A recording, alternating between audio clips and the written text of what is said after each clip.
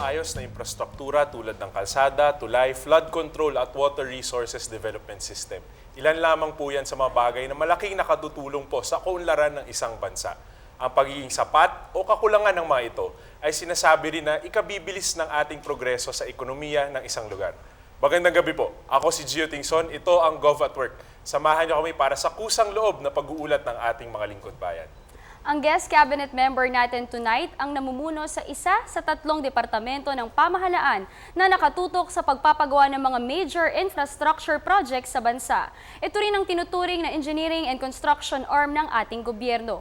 Ito ang Department of Public Works and Highways. Join us in our discussion by sending your comments, feedback, and questions in our Facebook page and Twitter account. Ako po si Dayan Medina, filling in for Aika Robredo. Abangan po ninyo ang aming talakayan. Magbabalik agad ang Gov at Work. Okay.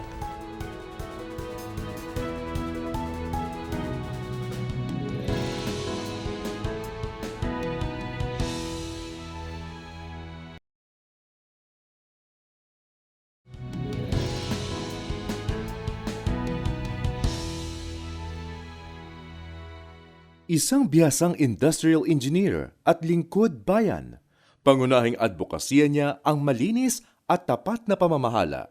Sa kanyang liderato at pamumuno, nabago ang imahe ng ahensya at naipabatid ng departamento ang tapat na serbisyo sa mamamayang Pilipino. Bago naging ama ng kagawaran, pinangunahan niya ang ilan pang public and private agencies gaya ng Maynilad Water Services at Citadel Holdings Incorporated. Halina't salubungin si Public Works and Highway Secretary Rogelio Babes Singson.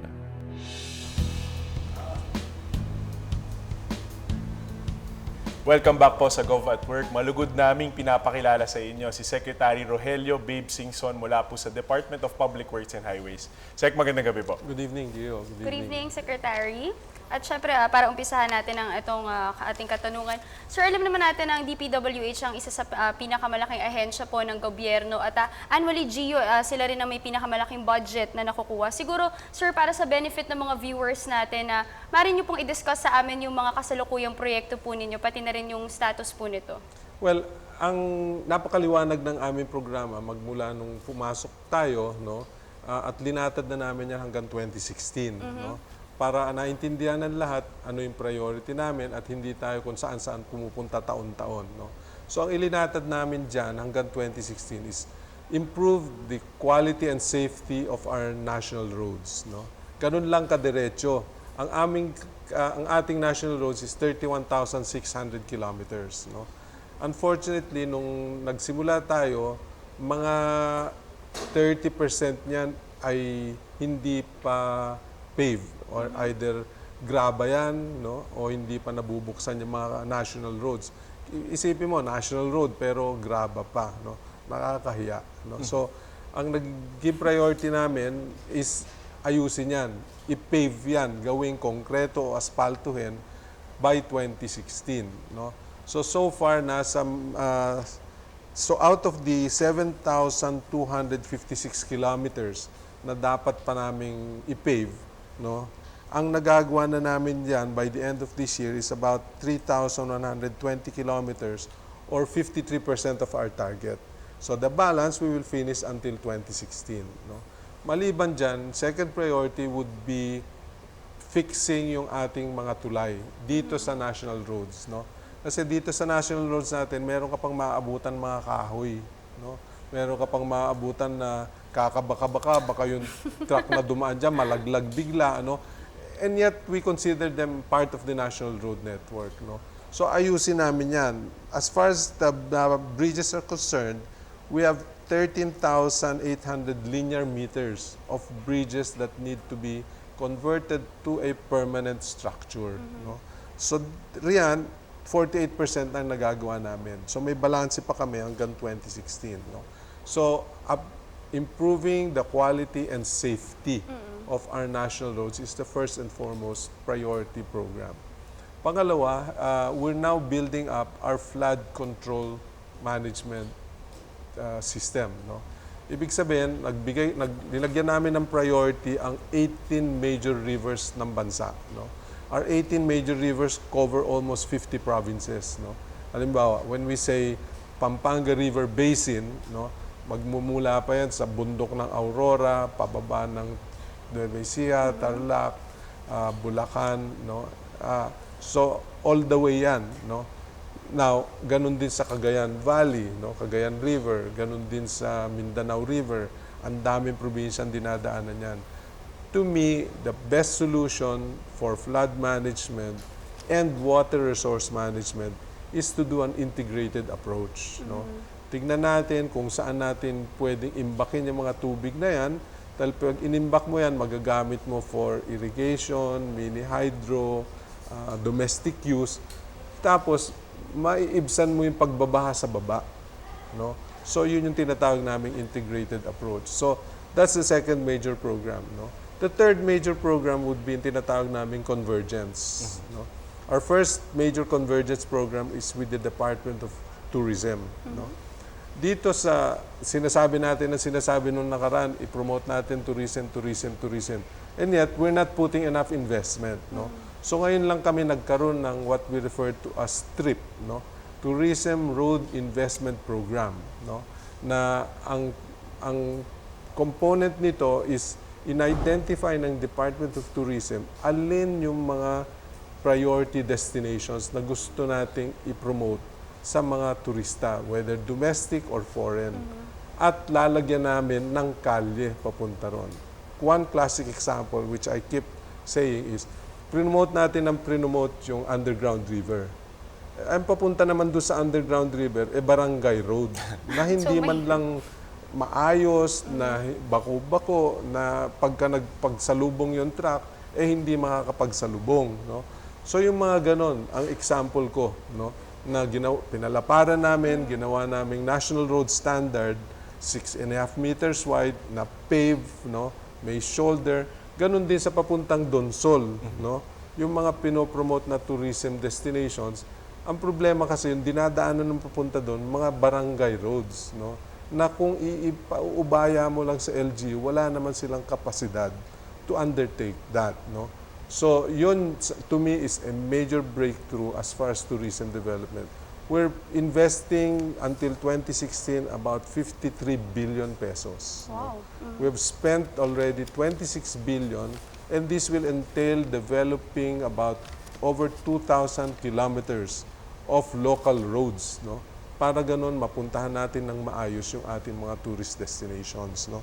Now, of course, ang panghuli namin would be, well, the other convergence program we have would be yung with the Department of Transport and Communication para yung mga airports, seaports, ro-ro ports, mabigyan din ng magandang access. Dahil marami dito, nasa mga provincial roads din, no? So, we've taken responsibility over developing the roads to airports, seaports, and ro-ro ports, no? Now, finally, we have the PPP programs, no? Andyan na yung Tarlac, Pangasinan, La Union, yung NLEX, SLEX, andyan na yung ginagawa namin Plaridel bypass, yung Daang Hari, and then the biggest, one of the bigger projects we have is the Cavite-Laguna Expressway. The bidding process is ongoing. Kasi yun nga, going to the PPPs, ano na ba yung status nitong mga ito? Yung the one that we took over is the Tarlac, Pangasinan, La Union, no? They were ready to open as early as May of this year. Kaya lang nung nakita namin na yung original plan nila was to do only a single lane each direction, no? Tapos nakita namin na napakataas ng mga embankment, no? May portions doon na ang bangin mga 8 meters no? Lagpas. No. Pagka nahilis ng konti sa sasakyan doon, mamamatay yung mga sasakyan noon, no? So we did not agree to opening a 2-lane, no? So we said, we will help you, why don't you do 4 lanes, no? Para pagbukas nila, 4 lanes agad, no? So we will be opening the first segment from the end of Esitex, no? Subic, Clark, Tarlac, to Herona by hopefully the end of this month, in time for November 1st, no? And then the next segment that will be opened will be all the way to Rosales, which will be about middle of next year. And then 2015 would be all the way to La Union. So before we siguro we zero in into certain projects, parang magandang highlight yata this year sa DPWH, yung pagbilis ng pag-bid out. I think as of March, 86% na po ng mga proyekto ay na-bid out. And maraming nagsasabi that the image of the DPWH has been improving vis-a-vis past performance. Ano pong masasabi nyo rito at paano po ito nangyayari? Well, kasi ang ginawa namin, dinefine talaga namin saan ba yung problema. No? Ano ba yung problema ng image o ano ba talaga yung perception ng tao. So we had to do a professional PR survey. No? Kung ba ipina-assess namin. And 3 bagay lang yung lumitaw doon. Ang inaasahan ng tao sa amin is to do the right projects, right cost, right quality. Ganun lang kadiretso. No? So nandoon yung leakage, nandoon yung corruption. So pag in-address mo yun, ginawa mo tamang proyekto, tamang cost, tamang kalidad, Yes. happy na. No? So that's exactly what we did. Hinanap namin yung mga problema dito sa areas nito. When we say right project, eto ba yung pinupondohan ng gobyerno talagang nakakatulong sa komunidad? No? O eto ba binulong lang, malakas lang yung boses, and so on. No? So ang pangalawa, yung right price. No? Binid ba namin ng tama yan? Tama ba yung ibabayad sa contractor? Ang pangatlo, yung right quality. No? Ang sinasabi namin dyan, tama ba sa specifications yan?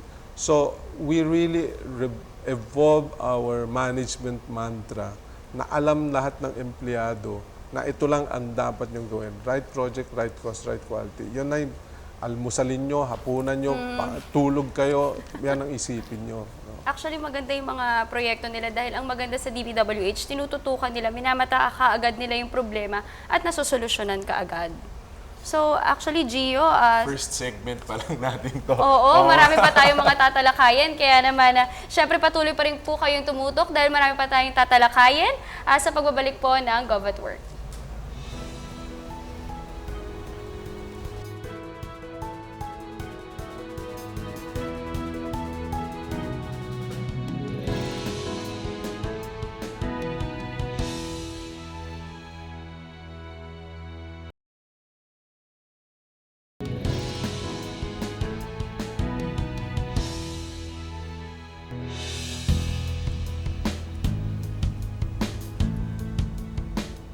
Welcome back to Gov at Work at syempre patuloy pa rin po tayo sa ating discussion. Kasama pa rin po natin si Secretary Babes Singson and of course Secretary, pagpatuloy po natin yung question and answer natin, no, Gio? At patungkol naman po sa usapin ng PDAF. At syempre alam naman natin ito yung mga budget allocation. So may proposal po kasi na ma-realign or ma-rechannel ito pong 9.65 billion na budget to DPWH projects to be determined by Congress. So Secretary, siguro ano pong masasabi nyo dito? Well, ganito yan. There has to be a major change in the way we look at what's known as PDAF. Yes. And I believe we should respond to the anger that's coming out ng publiko. No? Ang gusto ko lang paabutin, sana wag naman nila ng mga legislators i-consider na itong pagkakataon for them to be able to recommend local projects, wag na nilang ituring kapareho nung pag-handle nilang nung nakaraan. No? I will tell you why. Kasi dati, yung pork barrel, the way, talagang tinitingi nila, no? Halimbawa, yung kanilang allocation for hard projects, yung infra, isipin mo, ipamumudmud nila sa lahat ng barangay, no? 100,000 road concreting, 200, ano magagawa mong kalye na concreting pa, no? Nasasabihin nila, allocatean mo yung barangay na yan. Baka driveway lang ni Kapitan yung magagawa mo nang mali pa yung specification. No? Tapos, pangalawa, yung ginagawa lang dati na yung multipurpose building o yung classroom, tingi-tingi, hindi natatapusin ngayong taon na to. No? Magbibigay sila ng konti dahil gusto nga nilang pabigyan lahat ng barangay. No? Ginagawa lang parang kanila yung pera. no? Now, which is really what people are objecting to, no? So sabi namin, can we make a better use of whatever funds are available for you to identify local projects, no?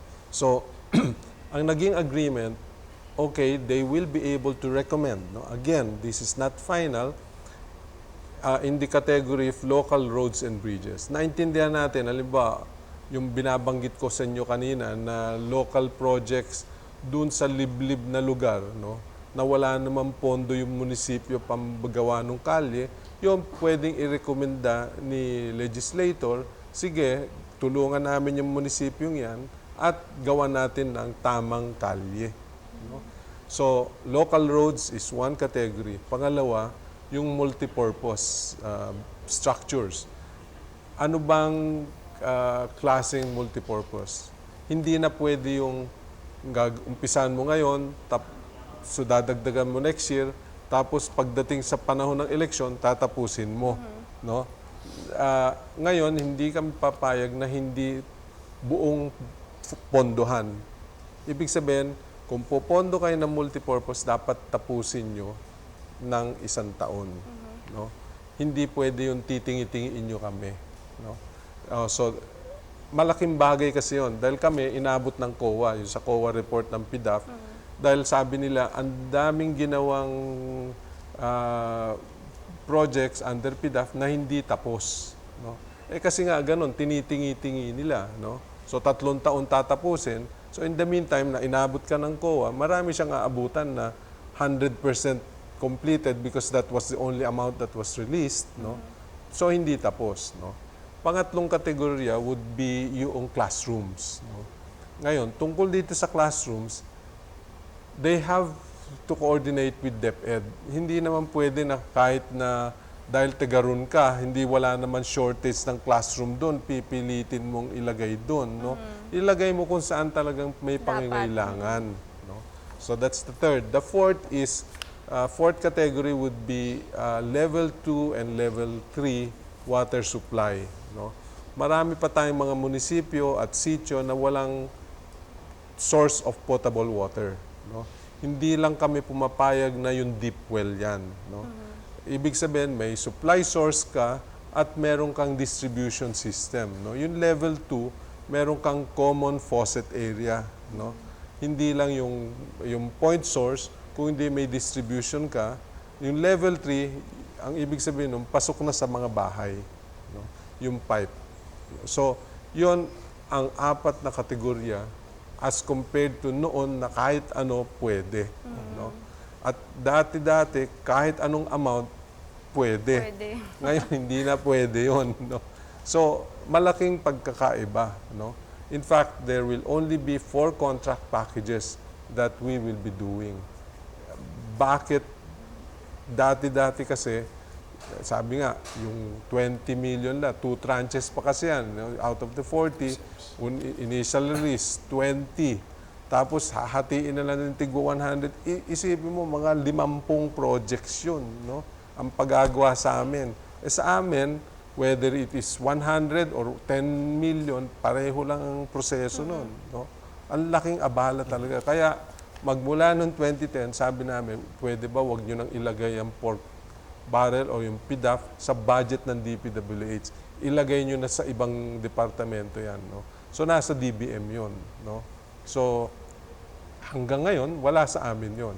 Now, hindi ko alam kung ano mangyayari sa 2014, kung ilalagay na sa amin, pero kung ilalagay sa amin yan, hindi ako papayag kung hindi naka-line item. No? At para syempre, Gio, mas maging transparent din. So maganda yung nakikita ng mga tao mismo kung saan napupunta. Kasi yan din minsan yung talagang kinagagalit ng mga tao kung saan doon napupunta yung itong PDAF or yung itong very controversial na pork barrel. Pero Sek, saan papasok dito yung capacity ng isang local legislator to identify? Kasi sinasabi nga nila, ang local legislator daw may alam ng local situation. Therefore, dapat sa kanila ang discretion when it comes to creating the, recommending the projects. Yung national, maliwanag. You know? Hindi lang pwedeng pakialaman yan. Dahil maliwanag naman yung programa namin hanggang 2016. Yung pinaliwanag ko kanina. No? Ngayon, as far as local projects, admittedly, mas nalalaman nila yan kumpara sa amin sa national or even sa region. No? So, ang pakiusap lang namin, ilagay nyo naman sa tama. Huwag nyo naman chap-chapin yan ng para nyong masabi lang na binigyan lahat yung barangays, pinabigyan lahat dahil nangangampanya na kayo niyan. Hindi na, kumbaga, mas importante sa inyo, mabigyan nyo lahat Mabigyan ng kaysa sa lahat. tapusin yung project. No? Ako, ano ba gusto nyo? Project o namumuliti ka na lang kayo? No? So sir, lahat ng rekomendasyon ng mga kongresista sa budget preparation stage, pag pinasok to sa komite, That's hindi na, correct. hindi That's na correct. hindi na during budget hindi execution nakalamsam. phase. Okay. Ito, in fact, pinorward nga sa amin lahat ni Speaker Belmonte yung mga nominated projects, no? At hinimay namin. Marami akong binalik. 15, hindi, mga 50 yata yung For ibinalik 2014, ko. sir. For 2014. Binalik ko siguro mga 50, no? Dahil hindi sila sumunod doon sa usapan na walang chap-chap, no? Na pagka nagpagawa kayo, dapat buo, hindi yung kalahati ngayon, Tapos iniiwan din naman. iiwan nyo na hindi napapakinabangan. Tanong ko rin yan kay Sec, yung issue ng savings ng DPWH. Okay. Maganda yung report ng DPWH na 2012, we saved around 12 billion. 2013, nasa 15.45, mas mataas. So pataas ng pataas. Yung May savings. mm-mm. Saan kaya ito na-attribute, ano? At saan ginagamit itong savings na ito? Nare-realign ba siya, sir? I'll explain sa inyo, no? 3 yung numerong pinanggagalingan yan. Unang-una, yung ano yung nandoon sa budget, no? Yung Okay. appropriation na tinatawag, no? So, yung appropriation is just an estimate, no? That came from us, no? Na wala pang details in terms of engineering details, program of work. Pagkatapos nun, pag naaprubahan na yung budget, kasi hindi naman namin alam kung lahat yung sinabmit namin maaprubahan, no? So, pag naaprubahan na yung appropriation, we will now prepare what we call a detailed program of work. Yung detalyadong paano mong katapusin yung kaling ito na nakalagay doon sa proyektong yon. Kaya nga, napakaganda ng nakaline item. No? Point A to point B, kokongkretuhin ko yan, ganito yung kailangan ko. So yung aming mga tao will prepare now a detailed program of work. No? So yung detailed program of work necessarily does not have to be the same as the appropriations. No? So yung program of work, you come out now with a what we call ABC, approved budget for the contract. No? So yung ABC na yon, yun ang pagbabasihan mo ng bidding. No? Pag pinabid mo yon, mas mababa, no, dito sa ABC. So yung sinasabi yung savings that we have accumulated na mga 18.4 billion between ABC and the awarded cost. No? So theoretically, may savings pa rito between ABC and appropriations. No? So, pag kinalculate mo lahat yan, meron kang natitira na amount. So, ang sinasabi namin, under the existing guidelines, yon savings yon, no? Lalong-lalo na kung tapos na yung project. O kung 60 days lang yung project, alam namin, hindi na kami magdadagdag dyan. No? Suficiente na yung awarded price. So, itong mga savings na to, ang ginagawa namin dyan, nag-identify kami ng additional projects. Kasi as I said, we have until 2016 as our program. So kung halimbawa, itong kaling to, this year, pag may savings, pag-agawa na namin yung dapat gawin pa sa 2014. Ina-advance na namin yan. No? So that's how we do it. Sige, Gio.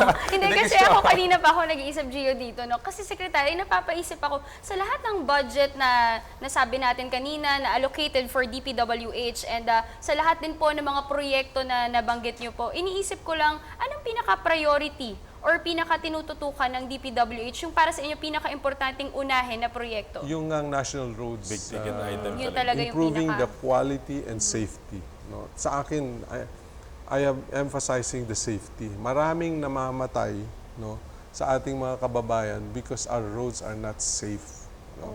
For example, no, yung kalyeng ginagawa namin, talagang carriageway lang. No? Pagdating mo sa bangketa, no, dito sa sidewalk, wala na siyang, maputik na siya, masukal na siya. So yung mga tao, sa kalye dumadaan. No? So if you notice, we're doing a lot of widening, no? At saka yung naglalagay kami ng tinatawag naming loading and unloading bays para yung mga buses, mga sasakyan, humihinto, hindi sa kalye mismo, kung hindi tatabi sila doon sa mga loading and That's true. unloading. Maraming ang- Sa harap ng eskwelahan, harap ng palengke, harap ng major junctions. No? Yes. So, we're very aware and conscious about improving safety of our national roads. Sek, let me zero in on an issue. Itong rebuilding of Zamboanga City. Ano yung efforts? I think the President has directed DPWH na tumulong dito. Yes, ang instructions ng Pangulo is not only to rehabilitate but to really upgrade the town planning of Zamboanga. No? So we're now in the process of identifying to engage the private sector to help us replan the whole Zamboanga plans. No? Dahil luma na yung sinusunod nila riyan at doon sa portions na nasunog, no? Which is about, I understand, 30 to 40 hectares. No? We will replan that whole 30 to 40 hectares para maging mas maganda kaysa dun sa dati niyang sitwasyon. No? So that's the plan. No? So we will be doing an upgraded town plan for Zamboanga. Sir, final question before we go to the gap. In context to this, yung malaki ang budget ng DPWH sa buong Mindanao, lalo na po sa ARMM. Ano yung mga big ticket items dito at ano yung priority at least for 2014? Magmula noong 2010, dumoble na yung, mahigit doble na yung linalagay namin sa Mindanao. No? In particular, dito sa ARMM, we're implementing what we call infrastructure support program, no, of about 2.8 billion. So dito, first time silang nakakakita ng concrete paver. No? Dati-dati, makakita lang sila ng pison dyan. Gulat na sila. Eh ngayon, mahigit sa pison ang dinadala namin riyan. No? And nakikita na makakapal yung simento. No? Sabi ko, dati ng ganyan dapat yung ginagawa. Kaya lang hindi ginagawa ng tama. No? So, we are doing, again, no, we're focusing on restoring and improving our national roads. No? Kasi magmula nung na-create yung ARMM, tinurn over na ng DPWH lahat ng national roads dun sa loob ng ARMM. Eh nung eto na yung pinapuntahan sa amin, eh hindi na namin makilala kung saan yung mga national roads dahil napabayaan na ng husto. No? So now we are working on the improvement of the national roads. No? The main roads of ARMM, kami ang nagpapagawa. So yun, malinaw naman, Gio, hindi lamang dyan sa Mindanao area, kundi sa buong ang talagang pinakatinututukan ng DPWH ay restoring and improving national roads. So talagang magandang mga proyekto at sana makipag-cooperate din tayo mga mamamayan, di ba? Konting tiis lang on our end dahil Oo. para sa atin din to. Of course. Actually, malaking tulong ang mamamayan dito. No? That's why we're putting on our website lahat ng national projects no, ng DPWH. And we have also accredited 52 NGOs na tunay. No? NGOs na tunay at saka civil society organizations. Meron ng Qualified na. statement, Yes. Na led by usually church organizations that help us monitor. No? So we have a call center 24/7. May reklamo sila, they can call us in, go to our website or Facebook, ireklamo nila, and I myself attend to most of these complaints. Alright, sige. Syempre, tuloy-tuloy pa rin tayo dito, Gio, no, sa talakayan with Secretary Babes Singson sa pagbabalik ng Gov at Work.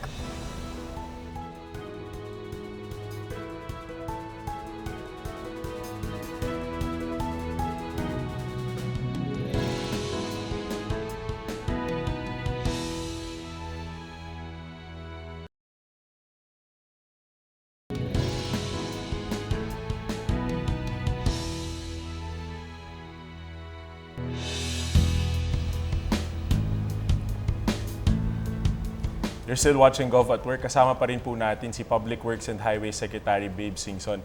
Sek, sa portion na to, yung mga ating kababayan na yung direkta pong magtatanong sa inyo via our Google Hangout. Simulan ko po kay Sheila Raet, isa siyang new media specialist. Your question, Sheila?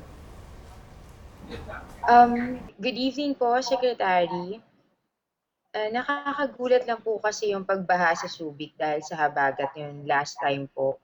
Meron po bang ginagawa ang DPWH para maiwasan na yung mga lugar na dating hindi naman binabaha? Yang areang yan, bagsakan kasi ng tubig na nanggagaling pa sa Mount Pinatubo.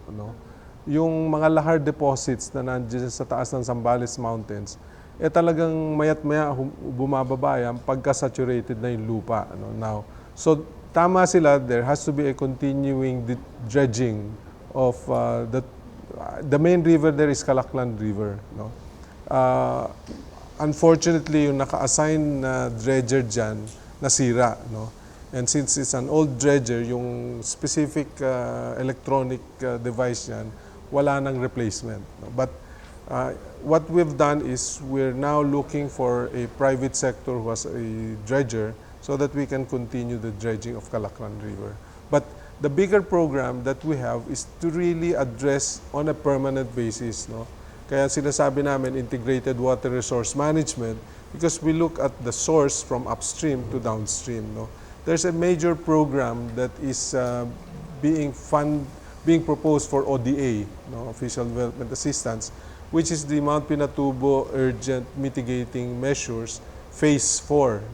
Yung Phase 1, 2, and 3 niya nandito kasi sa Pampanga side. Yung Phase 4 is now on the Zambales side.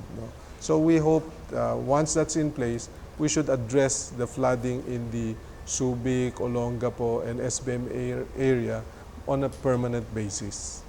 At sana nga, Gio, matugunan na nga maayos ang problema dyan. At para naman, Secretary, sa susunod niyo pong question ay magmumula po, isa po siyang IT specialist, si Rodel Baksal.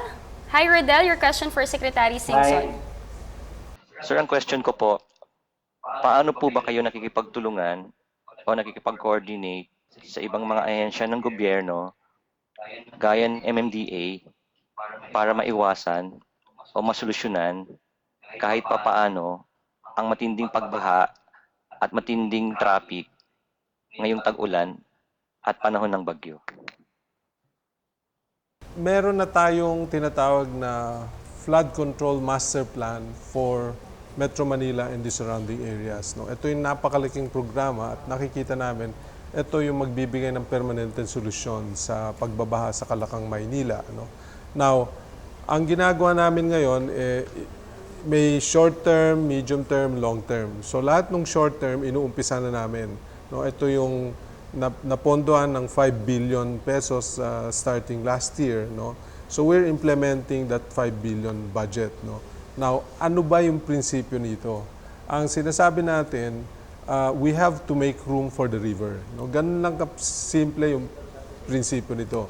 Dahil kung walang dadaluyan yung tubig na ating mga ilog, talagang aapaw yan at babaha kung saan-saan pupunta. So, what we're doing is dalawang bagay. Clearing the waterways, may programa dyan. This is together with MMDA, DILG, DSWD, at lalong-lalo na yung mga LGUs. Kasi we need to clear the waterways. Now, aside from that, meron din kaming mga tinatawag na direct interventions dun sa flood-prone areas. Alam naman natin, konting ulan, UST, magbabahayan. Dito sa Maysilo, sa Mandaluyong, magbabaha. Araneta Avenue, yan, traditionally, konting ulan, Malakas ang pagbaha dyan sa Araneta. mapipinpoint mo na magbabaha. So, dyan, kung hindi kaya ng ilog, ang ginagawa namin, naglalagay kami ng additional drainage mains. Halimbawa, yung ongoing namin, dyan sa around Mandaluyong, sa Boni, dun sa Circle, ilalabas yung tubig diretso sa Pasig. Yung isa naman dito sa likod ng UST, Sampaloc, Laonglaan, all the way to Abad Santos, ilalabas naman yung tubig na yan doon sa tinatawag naming Estero, Sunog, Apog at saka Manila Bay. So yung mga ganong direct interventions. So katulong namin ng MMDA dyan dahil yung MMDA naman, they have to upgrade the existing pumps. There are about 12 major pumping stations na minamanage ng MMDA that they will upgrade. Dahil napakaluma na yung mga bombar yan. So, malaking tulong yan. Pag naayos yung, na-clear yung waterways, na-upgrade yung mga pumps, no, nadagdagan ng drainage mains, pangako namin giginhawa at mababawasan yung pagbabaha. We'll wait for that, Sec, especially at the end of the year as this phase would end, ano? Ang target talaga namin yan in time for the next season, rainy season in Ng tag-ulan. 2014. Dahil hindi namin makakaya, dahil halimbawa yung sa Blumentritt, no, that's a total of 3.2 kilometers.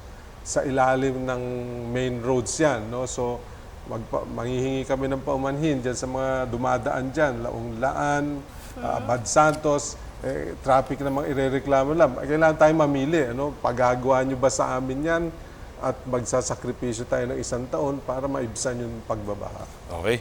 Maraming salamat, Rodel. Tawagin naman natin si Shai Laman, yung isang project officer. Shai? Good evening, Secretary. Usap-usapan na po yung gagawing World Economic Forum in 2015, kasama na rin, yung APEC Summit po in 2015 at saka yung World Economic Forum naman next year. Handa na po ba tayo sa pagdating ng ating mga global leaders in terms of infrastructure? Ano na po yung mga nagawang steps ng DPWH tungkol dito? Unang-una, no, we will be putting in place yung street lighting. No? We're upgrading our street lights around the airport, Makati, and the whole of Rojas Boulevard para hindi mukhang karnabal na iba-ibang kulay, iba-ibang itsura ng mga bombilya, ano, hindi mo maintindihan. Ano? So we're putting LED lights. No? So ongoing na yan, nag-umpisa na kami dun sa may Uniwide, dun sa Rojas Boulevard, papuntang Baclaran. No? Tapos na yan. So we will continue and have all of the street lightings in place in time for the World Economic Forum and APEC. No? Aside from that, the other major project that we want to pursue is the upgrading of Rojas Boulevard Park. No? We call it a park because it's not just removing or clearing the Rojas Boulevard, but really creating a new park. No? So, i-recover namin yung mga right-of-way, aayusin namin yung mga kalye, aalisin namin yung mga iba-ibang kulay ng bombilya, iba-ibang kulay ng street lights. So, we will do a major upgrading of Ross Boulevard. No, that will be from Anda Circle all the way to PICC, no, to start with. So talaga, Gio, very excited tayong lahat makita yung magiging resulta ng proyektong yan. Pero ngayon naman dumako tayo kay Polly Coranyes, isang driver. Hi, Kuya Polly. Ano pong katanungan natin kay Secretary Singson? Ano po ba ang status ng EDSA rehabilitation? Matutuloy po ba ito at kailan? Yung EDSA rehabilitation, ipinagpapaliban muna namin yung full rehabilitation dahil ang naging issue dito talagang makakabigat masyado sa trapiko. Yes. No? So, kapareho ng mga reklamo dyan sa drivers, ngayon nga lang, hindi nga kami makapag-repair ng weekend lang. No? So, the decision is to defer the implementation of the EDSA rehab hanggang hindi namin naililipat yung mga provincial buses. No? So, ang utos sa amin, ilipat muna namin yung provincial buses to the bus terminals, no, outside of EDSA, remove all the bus terminals that are located on EDSA so that we can significantly reduce the volume. No? And then, by then, we will start the rehabilitation. So, obviously, we don't think we can do that in 2013. No? So, we might do isolated improvements on EDSA doon sa talagang masasamang portions in time for the World Economic Forum and APEC. Pero sir, we're looking at anong year po natin kaya matatapos itong rehabilitation na ito? Kaya namin tapusin yan in 12 to 14 months kung tuloy-tuloy. No? At hindi naman maaring weekend lang kami magtrabaho riyan. No? Ngayon, we will have to sequence the work so that maayos. No? And we will always keep EDSA usable. No? Hindi naman namin isasara yung EDSA. So we will work lane by lane every 200 meters, yung ganong sistema. So kumbaga sir, parang baby steps tayo, unti-unti hanggat matapos natin That's yung buong correct. rehabilitation project. Since That's correct. yun nga Gio, hindi naman basta-basta pwede dahil nga talagang gagrabe ang traffic dyan sa EDSA. Pero Sec, you were talking about an integrated system dito. At last week na report sa amin ni Chairman Tolentino na may mga small problems doon sa kanilang Cavite terminal. Kayo po naka-assign sa isang terminal at ang DOTC. Ano po yung update Ang doon? aming assignment is on the south terminal, no? Ibig sabihin yung lahat ng gagaling Laguna, Batangas, Bicol, all the way to Visayas, Mindanao na yan, no? Ang estimate dyan is close to 4,000 provincial buses, no? So ang kausap namin last week yung representante ng bus operators at may mga mungkahi sila which we are seriously considering na ang objective natin ganito, no? Unang-una, mabawasan yung provincial buses na pumapasok sa Metro Manila, specifically EDSA, no? Pangalawa, na hindi naman masyadong maabala sa commuters. Okay? At pangatlo, ma-improve natin talaga yung movement, no? Let's keep in mind a few things, no? Yung provincial bus terminals, ang kanilang bus configuration may pambagahe. Okay? Ngayon, kung ililipat mo sila sa city buses lang, wala namang pambagahe. Saan nila dadalhin yung bagahe? Ipapasok nila sa loob ng bus, no? So, yung mga ganong considerations, no, we have to be sensitive about it, no? So, as I said, this is quite different from the situation dito sa mga nanggagaling ng Cavite at Tagaytay side, no? Dahil yan, karamihan naman yan day trips yan, no? Hindi ka pareho nung gagaling sa Bicol, Visayas na may mga bagahe at talagang may mga karga, no? So, we are looking at how to best address those concerns and achieve yung mabawasan yung truck, matanggal na namin finally yung mga bus terminals sa EDSA at hindi naman masyadong maabala din sa mga commuters. Sec, last question. Timetable para dito. Alam niyo, yung mga followers namin sa Twitter at sa Facebook, yun lagi yung tinatanong, ano yung timetable on government projects? We're looking at 6, kasi madali lang yung terminal itself, no? Ang mahirap yung dialogue, kumbinsin mo yung mga taong involved, talk to the stakeholders. Because one option right now, una, tinignan namin yung FTI portion, no? Doon sa FTI, nung pinag-aralan namin, ngayon lang, nagbubuhol-buhol na yung papasok ng FTI, no? Papasukin mo pa ngayon yung 3,600 buses dyan. Talagang baka hindi ka na makalabas doon sa sukat interchange na yan, no? So, tinignan naman namin, inilabas pa namin ng konti doon sa FTI, no? Lumalabas doon sa FTI, doon sa may PhilInvest area, lumalabas doon, kulang naman ng espasyo, no? At ganun din, pag pumasok yan doon sa PhilInvest, yung buong interchange doon sa ilalim, no? PhilInvest, mabubuhol din yan, no? So we're looking at moving it further out, no? Maaring baka Kalamba na yan, no? So we're looking at the 3 options. We don't want to commit at this time kung saan yung location, but we're looking at the possibility of a permanent location rather than a temporary site.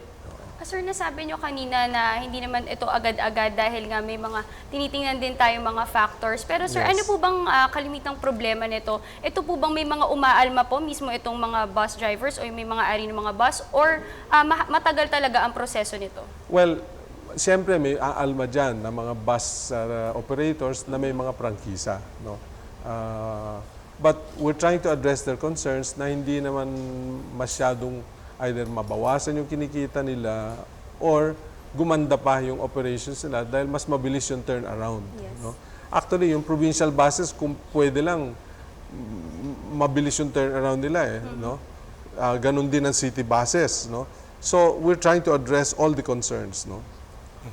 Okay. Thank you sa lahat ng ating participants sa Gov at Work. Magbabalik po kami. We'll have more of Secretary Babe Singson.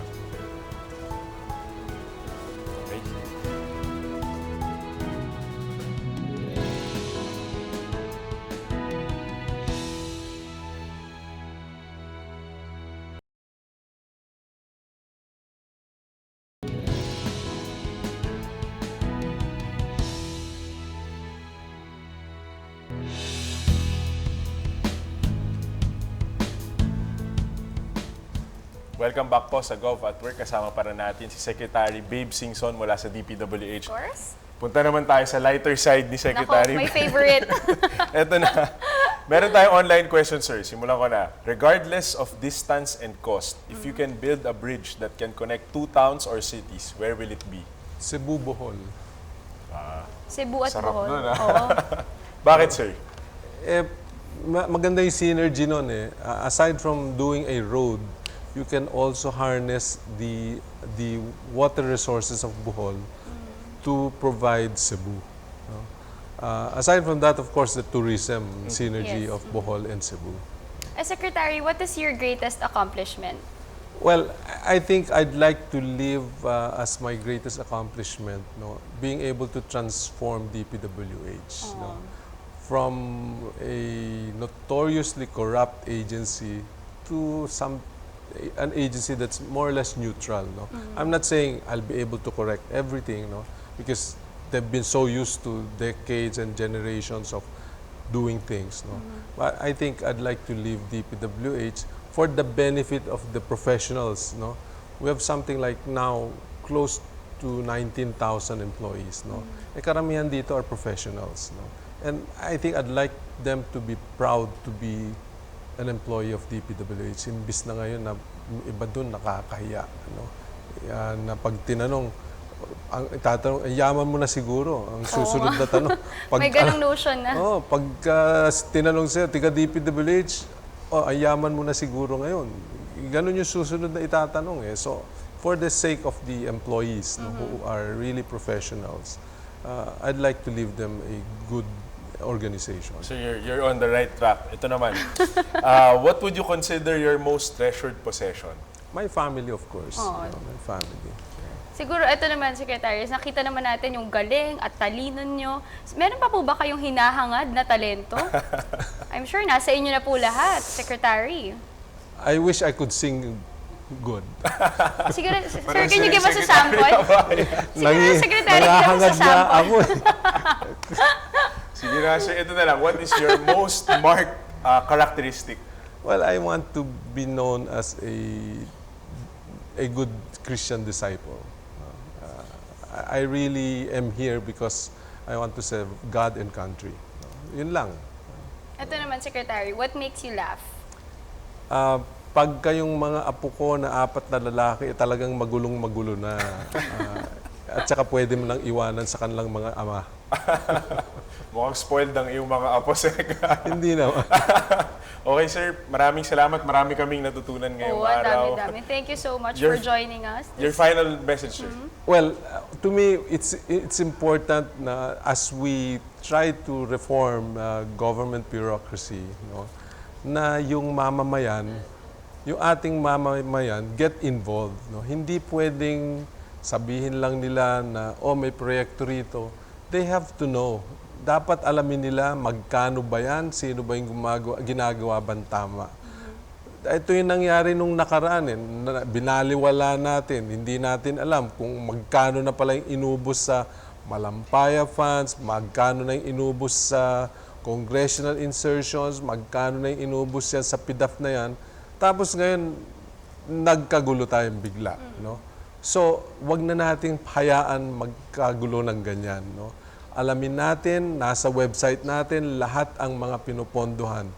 Point A to point B, magkano yung gagastusin dyan, sino yung contractor. Kaya nga pati yung flagpole dyan sa Luneta, pinagdiskita. Dahil pinapakita namin talaga, ganyan ang budget yan, ganyan ang gagawin namin riyan. No? Wala kami itinatago. No?